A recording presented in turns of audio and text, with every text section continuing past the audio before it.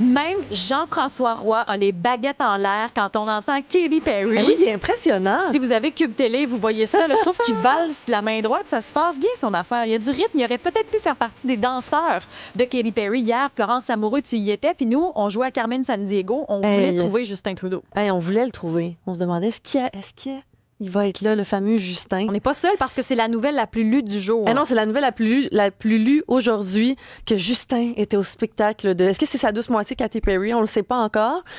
Puis hier, quand, dans la salle, on s'est rendu compte, toi et moi qui étais là, on a peut-être des petits audios à la pluie, on s'est mis à capoter. Parce que la photo qui circule partout sur Internet aujourd'hui, c'est Justin qui a des cœurs dans les yeux en regardant le spectacle. Il connaissait les paroles. Il connaissait les paroles de la chanson. TVA Nouvelle aussi nous a montré des photos où Justin est rentré backstage. J'étais pas avec la chanteuse, mais il est rentré avec sa fille. Puis bref, on sentait l'émoi. Tout le monde parlait de ça dans le Centre Bell hier. Là. Ah non, tout le monde se demandait où était le fameux Justin. Là, on nous entend. Toi, tu te dis, est-ce qu'il envoie un bisou? J'espère qu'il envoie des petits bisous. Mais c'est drôle. Ça fait du bien d'avoir des nouvelles un petit peu plus positives en lien avec ça. Puis côté voyeur. Hein? Ben tellement. Puis je trouve ça. Dans le fond, c'est pas de nos affaires pantoute, mais je sais pas, on dirait que ça nous rassemble autour d'un sujet commun. Puis on dirait qu'on a le droit avec ces deux-là. C'est comme sont allés sur un resto assez public sur le plateau Mont-Royal. On se dit, ben regarde, là, je pense qu'ils veulent pas se cacher. C'est ça. Donc, il est allé backstage hier avec Katy Perry. Est-ce qu'ils se sont vus après le spectacle? Ça, on le sait pas pour l'instant, mais sinon...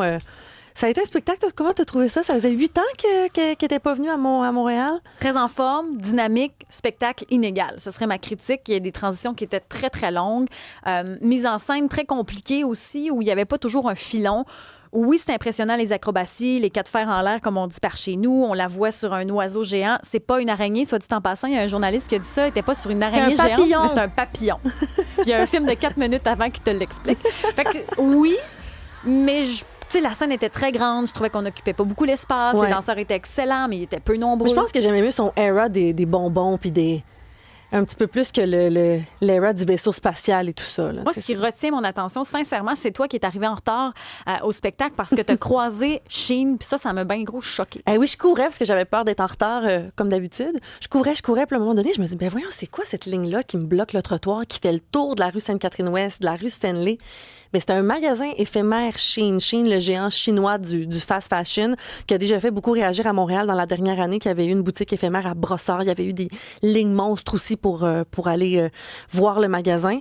Et là, c'est un pop-up qui n'a pas fait grand bruit, mais hier, moi, je me dis, comment les gens étaient au courant de ça? Pourtant, je suis les réseaux sociaux, les tendances TikTok, puis jamais j'ai vu qu'elle allait avoir une boutique comme ça. Les gens faisaient la file pour avoir accès au magasin. On dit là, que ça va être ici quelques jours à Montréal seulement, mais le géant espère s'installer dans le marché canadien. Et ce qui est curieux, c'est que tu es beaucoup sur les réseaux sociaux. Marianne Bessette le matin aussi. Moi, je suis d'une autre génération, mais connectée aussi, donc j'ai des réseaux différents. Ouais. J'ai pas entendu parler de ça. Shein est dans l'eau chaude et malgré tout, les gens continuent de consommer, malgré le fait qu'on en parle aux 2 semaines de Shein. Et moi, sais-tu ce qui m'écoeure le plus? C'est que dans ma tête, la génération qui consomme Shein a une plus grande conscience environnementale. Dans ma tête, c'est eux autres qui font des manifs puis qui disent aux plus vieux « Hey, vous avez bousillé notre planète, maudit bordel », comme dirait Marie-Chantal Toupin. Mais tu vas consommer du Shein. Fait que pour moi, ton discours moralisateur et le fait que tu consommes du Shein, ça s'annule complètement.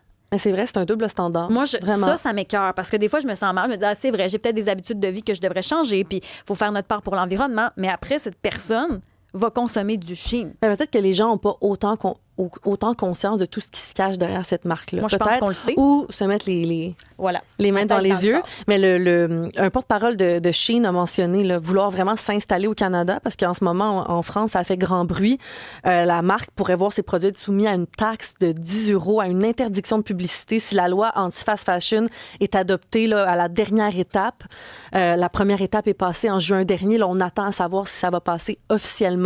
La taxe de type bonus-malus, c'est ça? Oui, exact. En lien avec le CO2, les taxes environnementales. Il y a aussi les États-Unis qui ont banni la marque. Si jamais vous voulez faire transiter vos colis par là, vous devez payer une très grande taxe de douane. Mais le Canada, pour l'instant, reste silencieux dans cette histoire-là. Mais Shein le dit haut et fort dans son communiqué de presse. Le Canada est un marché important et en pleine croissance pour nous. On a créé 500 emplois au pays, aussi dans notre entrepôt en Ontario. Donc, on espère s'installer ici. Mais pour l'instant, l'Europe a fait des restrictions. Les États-Unis ont mis leur culotte. De toute façon, à vous autres, avec leurs tarifs, on ne sait plus. Mais nous, on laisse ça aller. Il y a un tas de commerçants qui se sont rassemblés pour lever la main sur une concurrence qui est déloyale. Oui, mentionnant, nous, c'est impossible. On ne peut pas compétitionner avec un maillot de bain à 13,50. C'est impossible. On copie des travails, l'originalité, la créativité de stylistes et compagnie. On vend ça à un prix modique, mais la qualité est modique, ça nous oblige et ça nous force à surconsommer. Il y a une fille là, dans un article que je disais « Ah, c'est chouette, je me suis acheté 5 maillots de bain pour le prix d'un. » Est-ce que tu vas les porter, les 5? Qu'est-ce que tu vas faire après? Puis on l'avait vu dans des documentaires que les vêtements qui ne sont pas consommés sont jetés dans les dépotoirs. Là. Comment sont traités les employés aussi? On dit ça, puis c'est comme si on dit rien. En fait, c'est du vent. Les gens n'entendent pas parce que moi, une file, comme tu m'as mentionné, ça fait longtemps que j'ai pas vu ça devant un magasin traditionnel. Là. Non, surtout qu'en plus, le petit pop-up éphémère est dans une boutique à côté des Victoria's Secret, mais aussi les boutiques de nos commerçants qui, eux, font pignon sur rue à l'année là, et essaient de vendre. Et nous, on fait rien. On fait rien. On a bien beau en parler, là. Il y a une file encore, j'imagine, ce matin. Est-ce qu'on met nos culottes des fois ici? On va avoir froid des fois, hein? Pas porter de culotte de même, là. Mais je pense qu'il n'y a pas de sanctions assez sévères. On fait rien depuis... Mais ici, il n'y en a pas pantoute. On peut frauder, il n'y a pas de souci. On peut laisser ces commerçants-là venir d'ailleurs. On a de la difficulté à aider nos commerçants d'ici, à faire la promotion adéquate, à trouver une solution pour encourager les commerçants d'ici. Puis on laisse Shein s'installer comme ça, il n'y a pas de souci. Tout est beau. Tout le monde est en vacances de toute manière. Moi, je trouve que ça n'a pas de bon sens qu'on laisse Shein s'installer comme ça au centre-ville. À voir dans les prochaines semaines. Pour l'instant, c'est une boutique éphémère, mais est-ce que le Canada va laisser Shein avoir de plus en plus d'entrepôts ici? Je trouve ça, comme tu dis, aberrant. Florence Lamoureux, merci.